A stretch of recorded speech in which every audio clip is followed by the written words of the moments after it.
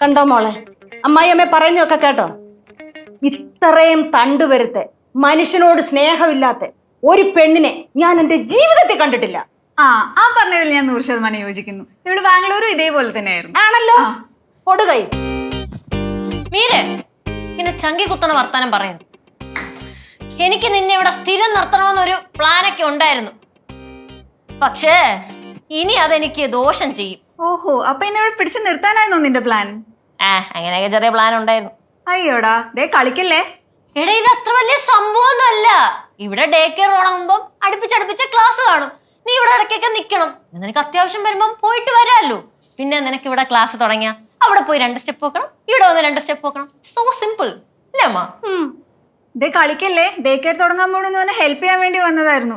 അവിടെ ടീച്ചർ എന്നൊക്കെ പറഞ്ഞപ്പോ ഞാൻ ചുമ്മാ തമാശക്കെന്നാ വിചാരിച്ചു. അപ്പൊ ഇതായിരുന്നു നിന്റെ പ്ലാൻ? എടേ, തമാശയൊന്നും അല്ല, ഞാൻ സീരിയസ് ആണ്.